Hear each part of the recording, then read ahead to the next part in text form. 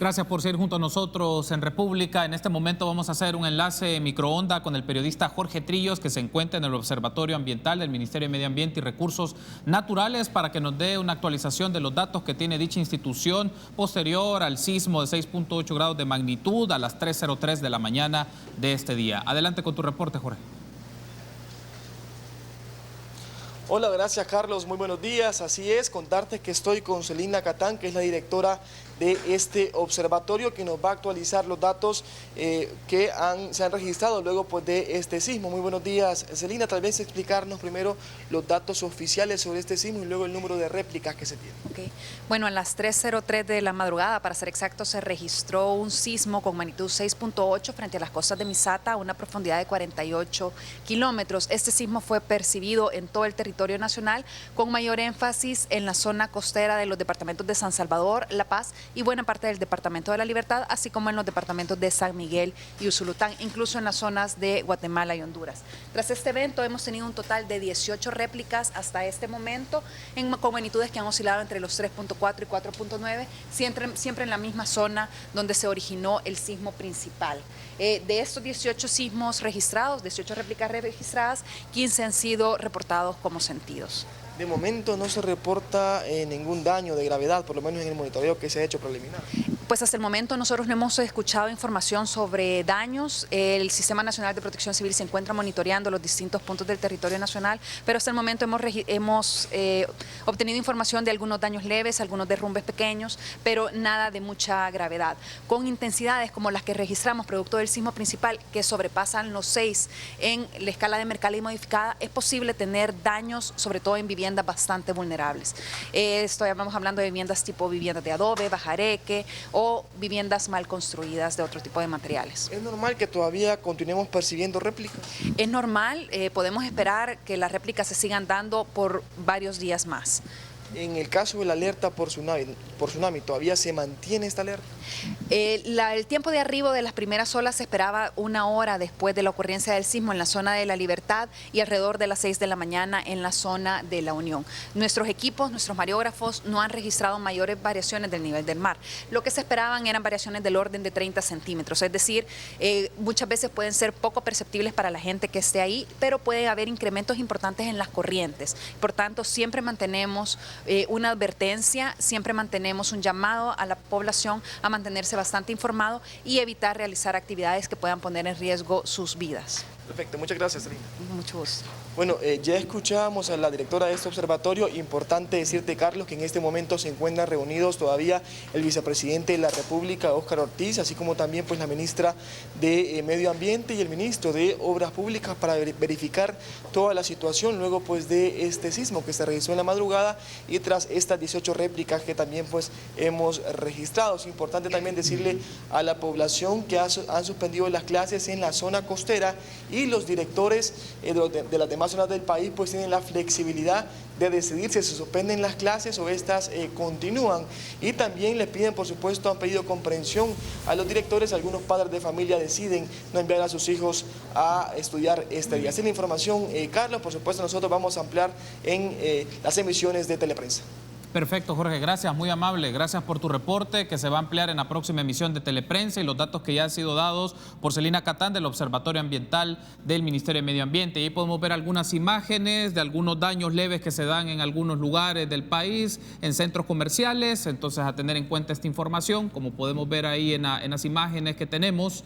Esta que están viendo en este momento es en Ciudad Arce, también deterioro que se puede dar en alguna infraestructura. Esta es en empresas de Antiguo Cucatlán. Entonces, ahí tenemos algunos datos que se pueden dar y algunos daños que se han generado en infraestructuras en términos generales, y la Asociación de Colegios Privados está solicitando, si se valora por el Ministerio de Educación, una suspensión a nivel nacional de las clases. Bien, ahí tenemos una serie de datos y vamos a estar a la expectativa también de las redes sociales, de las cuentas oficiales de Protección Civil, del Ministerio de Medio Ambiente, del Ministerio de Educación, ante los sucesos y las decisiones que se pueden tomar sobre lo ocurrido. Bien, continuamos entonces en República hablando un poco de la coyuntura política, específicamente de la toma de posesión, que ya en par de días se realizará en el centro de San Salvador, y para eso tenemos la lectura y análisis de dos de nuestros panelistas que nos acompañan con frecuencia en este espacio. Y es un gusto para mí recibir a Rafael Ernesto Goches, economista y consultor, y también saludamos cordialmente a Juan Ramón Medrano, analista político. Buenos días, bienvenidos a República. Rafael, bienvenido. Encantado, Carlos. Gracias por tomar la invitación, Juan Ramón. Gracias por invitarnos. Bueno, ya estamos a pocas horas para la toma de posesión de Nayib Bukele como presidente, y uno de los asuntos que ha estado en discusiones, se han dado algunos nombres, pero se esperaría tener ya la plana mayor de los titulares en los distintos ministerios y autónomas, sobre todo porque desde el 1 de junio las tareas estarán ya marcadas en la agenda de trabajo de gobierno, Rafael. Sí, efectivamente, creo que son bastante altas las expectativas de la ciudadanía con la toma de posesión de este sábado, 1 de junio. Yo diría que valdría la pena tal vez destacar dos elementos. Uno es que esta es la segunda alternabilidad en la presidencia de la República en lo que va del siglo XXI, y eso tiene dos connotaciones. Una es que se ha respetado la voluntad popular en las urnas, y por otra parte es que los mandatarios, los gobernantes no han satisfecho, no han cumplido con las expectativas de la población, y por lo tanto se dan esas dos alternabilidades en la presidencia de la República en un periodo de 10 años básicamente. Esto creo yo que debería llamar la atención a efecto de no seguir con la misma frustración, porque el país tiene demasiados problemas como para estar empantanados y que la ciudadanía siga con el desencanto a la clase política. Creo que eso no le conviene a nadie. En ese sentido, yo llamaría la atención a los líderes sociales, políticos y económicos a que apoyen decididamente aquellas medidas e iniciativas que contribuyan a que haya un buen gobierno y un país con rumbo. Yo le diría que por lo menos como ciudadano, yo esperaría para el bien del país que haya un buen gobierno y un país con rumbo. Ese es un primer aspecto relevante, y mencionaba Rafael, Juan Ramón, las expectativas son altas. En el segmento anterior nos acompañó Andreu Oliva, el rector de la UCA, y Laura Andrade, coordinadora del YUDOP, y con los datos que ellos mencionan, la gente espera tener cambios significativos en las políticas económicas de seguridad, y espera cambios marcados también que le distancie de las gestiones anteriores. Probablemente el primer reto y uno de los primeros aspectos que va a estar en la mira del ciudadano es las políticas que se tomen en los primeros, podríamos decir, 6 meses, un año de gestión. Sí, creo que lo primero, lo inmediato va a ser las otras nominaciones de su gabinete de gobierno, lo que estamos esperando, ¿no? Sí, la verdad es que en sentido político figurado, la verdad es que ha sido un terremoto político, ¿no? El que haya ganado en primera vuelta y que haya derrotado con esos números a los dos grandes partidos. Y el efecto lo estamos viendo todavía. Conversábamos con Rafael antes de entrar al programa, de que todavía no se le ve rumbo a los partidos políticos, no reaccionan. Pero por supuesto la coyuntura es qué va a hacer el presidente. Y bueno, mi primera impresión es de que por lo menos los visos que nos ha dado, en dos sentidos, a nivel de la canciller y el retomar la relación con nuestro socio principal internacional, que es Estados Unidos, creo que ha dado ahí en ese sentido una señal que genera cierta confianza y buenas vibras de parte de la población. Y el otro aspecto, que por lo menos a nivel de imagen, a nivel de credenciales, no solamente de la canciller, sino que de las otras ministras nombradas, pareciera que también va a trabajar en base a la meritocracia, en base a la gente que puede desempeñar el cargo de acuerdo a sus conocimientos. Obviamente había que ver si eso que tenemos de que tiene las credenciales necesarias se va a cumplir, en que se va a hacer un buen trabajo ya en la práctica. Ahora, yo creo que lo más importante de todo esto es que lo que esperamos es que sea un gobierno de Bukele pragmático, honrado, por supuesto, que combata la corrupción y capaz. Son tres elementos fundamentales. Y yo me conformaría con solo que no continúe un gobierno más al estilo de los gobiernos de Arena y del FMLN que hemos tenido. Es decir, que simple y sencillamente retome el camino de usar correctamente los recursos del país, poner a la gente indicada y meterle el diente a los problemas principales. Muchos dicen que educación, ¿verdad? Otros hacen énfasis en seguridad, otros hacen énfasis en la economía del país. La verdad que todos los problemas tienen que tratarse a la par porque todos están íntimamente relacionados. Bueno, pues deseémosle buena suerte porque de eso se trata, ¿verdad? Bueno, una de las menciones que ha hecho Juan Ramón antes de irme a la pausa, y en el siguiente ampliamos esta idea con Rafael, es los nombramientos son claves por los perfiles, pero a la vez personas que conozcan de las áreas que van a trabajar en la administración pública y rodearse de un equipo de asistencia, de dirección que les permita tomar las mejores decisiones con las condiciones que están. Pero esto ha sido muy hermético. Poco a poco se ha ido conociendo algunos nombres de algunas personas y sobre todo tomo el ejemplo de lo que ha ocurrido hoy y la reacción que le implica Protección Civil a las instituciones del Ministerio de Gobernación ante esto. Entonces, podría ser una buena imagen. También es importante tener ya la plana de las personas que están al frente de eso. La verdad es que dentro de 2 días lo vamos a hacer obligadamente. Después del 1 de junio tiene él la obligación de decir cuál es su gabinete, ¿no? Ya no puede esperar más. Claro. Esa es una de las expectativas también que se tiene. Tengo que hacer la pausa, Rafael, pero al regresar hablemos un poco también de la agenda de gobierno y la expectativa también de un discurso en el cual marca un punto, una ruptura de los discursos anteriores por el origen de los presidentes de sus partidos políticos y qué se puede esperar de un discurso político de estas características. Volvemos.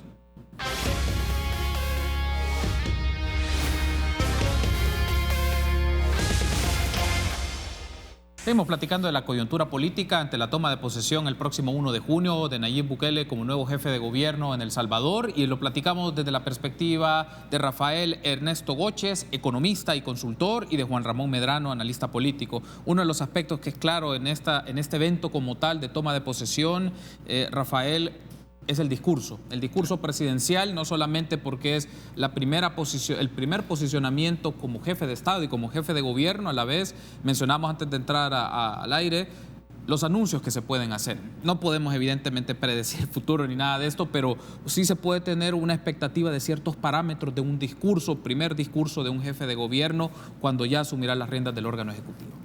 Sí, efectivamente es un tema sumamente importante.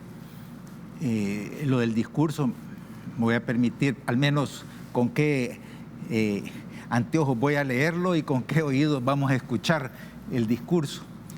Aunque a ver si hay tiempo después, a mí me gustaría ver los escenarios. Pero en cuanto al discurso, yo vería 3 elementos. Uno, ¿qué prioridades se van a establecer? El país vive una situación difícil. Para mencionar 5 temas críticos: la parte del crimen e inseguridad, el segundo, lo que es la baja inversión y la importancia de aumentarla para el crecimiento económico y la generación de empleo, el tercero es la misma vulnerabilidad socioambiental que vivimos, el cuarto referido al tema donde expresa el drama humano que es la inmigración, y el quinto es el desequilibrio fiscal. Y el desequilibrio fiscal lo que va a indicar con un 70% en relación al Producto Interno Bruto de la deuda es que va a tener poco espacio fiscal para responder a las demandas o a los puntos o los problemas que acabo de mencionar. En ese sentido, cuáles son las prioridades, y eso que no he mencionado ni educación ni salud específicamente. Entonces, hay bastantes dificultades y hay pocos o escasos recursos, y en ese sentido, ¿cuáles son las prioridades para el quinquenio? Creo que ese es el primer punto. El segundo punto es, bueno, en respuesta a esas prioridades, ¿cuáles son las principales políticas públicas que anuncia el presidente, el nuevo mandatario, para atender en los próximos 5 años? Políticas públicas. Creo que ese es un elemento que puede marcar la diferencia con respecto a los anteriores gobiernos. Y el tercer punto, que es sumamente importante, es cuáles son las metas. Porque va a tomar el 1 de junio y qué se esperaría al terminar el quinquenio, cuáles son las metas de esas políticas públicas y de esas prioridades que se han marcado. Porque eso, además de tirar un mensaje importante a toda la sociedad, a la comunidad internacional, también le permitiría un mejor manejo de las expectativas. Esto de tener expectativas desproporcionadas puede ser también un riesgo para el mismo gobierno. Y entonces yo creo que es un momento propicio para establecer esas metas sobre los principales, sobre las prioridades y los principales políticas. No es toda la meta de toda la función pública, pero esos elementos yo creo que al menos por mi parte son los que yo estaría analizando del discurso del 1 de junio. Bueno, esos son unos primeros elementos que nos ofrece Rafael. Juan Ramón, también en estos discursos es la dirección de algunos mensajes, es decir, la expectativa que pueden estar los agentes o actores políticos, si hay referencia sobre todo a la Asamblea Legislativa, que va a ser una de las contrapartes con las que estará trabajando en el transcurso de su gestión. Se puede esperar también Corte Suprema de Justicia, partidos políticos, y un aspecto que puede ser relevante a tener en consideración si se ha valorado el tema de la ruptura con otros actores políticos, la ruptura de cómo se venía trabajando también el proceso político de los partidos, es decir, también tener en cuenta los agentes, los actores involucrados, atentos a el discurso que puede emitir el presidente. Sí, sin duda que el sábado lo que vamos a ver son las grandes líneas, el rumbo, digamos, general que va a tomar el gobierno, pero además de los elementos que ha tocado Rafael, estructurales, creo que no podemos olvidar las dos grandes promesas que hizo el presidente Bukele, que son combatir la corrupción a través de una comisión internacional contra la impunidad. Sí. Y combatir la evasión y elusión fiscal, ¿verdad? Es decir, tratar de que paguen un poco más los que no pagan sus impuestos. Y si logra hacer esas dos cosas, pues por un lado vamos a tener más dinero porque no se va a perder, ¿verdad?, en los albañales de la corrupción del gobierno, y por otro lado vamos a tener más dinero porque también va a obligar a que paguen aquellos que no están pagando lo que deben de pagar, y eso puede usarse en función social, porque hay una cosa que es elemental. Todo el mundo ha hecho énfasis en que un montón de países en que históricamente han salido de la pobreza y de la, de la falta de desarrollo, ha sido precisamente invirtiendo fundamentalmente en educación. Ese, digamos, como la llave que todo el mundo cita para comenzar a salir de la situación difícil en que estamos. Pues bueno, pues para poder invertir 5, 6, 7% del presupuesto en educación, pues necesitamos un presupuesto que primero esté financiado y segundo, se pueda sacar de algún lado esa cantidad de dinero para invertir más en función de educación. Claro, a la par de eso, van a empezar a pedir dinero todos los otros ministerios. Seguridad va a decir, bueno, pero si no cuidamos las escuelas, ¿cómo es que van a invertir en educación? ¿Cómo vamos a garantizar que esa educación se pueda realizar? Y luego van a empezar, pues todos los demás a decir, sí, pero si no hay medicinas en los hospitales, nuestros niños van a estar... Y si no hay para los programas sociales de alimentación, o sea, la realidad es que al final, y este es mi punto, al final... Yo creo que hay que hacer un alto de parte del presidente, hay que hacer un alto en todo lo que ha pasado, va a tener que ver todo lo que no ha funcionado y comenzar a trabajar en serio, ¿verdad?, en los graves problemas estructurales que tenemos. Yo creo que nadie ha tocado los graves problemas estructurales, por lo menos después de la guerra.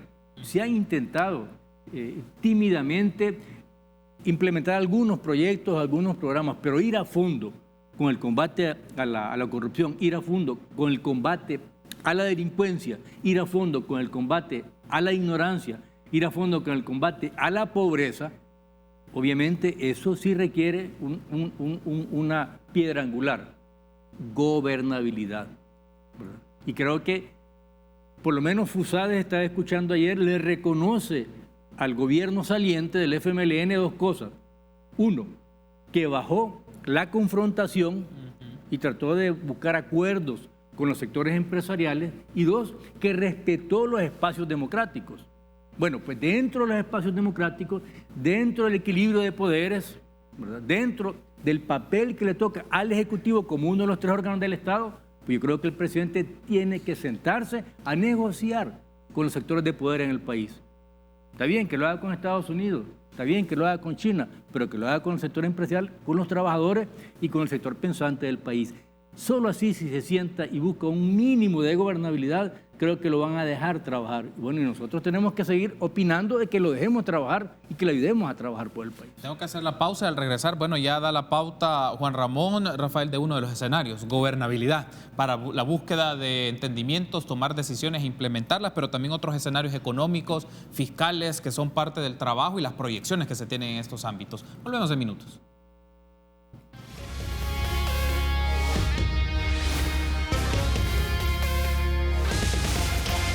Último bloque de esta segunda parte de República, en el cual hacemos un análisis de coyuntura política ante la toma de posesión del próximo presidente Nayib Bukele. Hablamos con Rafael Ernesto Goches y con Juan Ramón Medrano. Rafael, hay que hacernos escenarios. Un poco la perspectiva es relevante porque nos permite ver en el mediano y largo plazo los retos que enfrenta el gobierno, pero también en qué condiciones se encuentra. Ya Juan Ramón hacía la mención a uno que va a ser un escenario clave: construcción de decisiones y capacidad de implementarla. La búsqueda de gobernabilidad con una asamblea legislativa que probablemente en números no se ve tan favorable, pero podrían cambiar las correlaciones. Ese es un punto, pero ¿qué otros escenarios también se pueden valorar? Bueno, yo veo 4 escenarios. El primero es la construcción de un proyecto de país.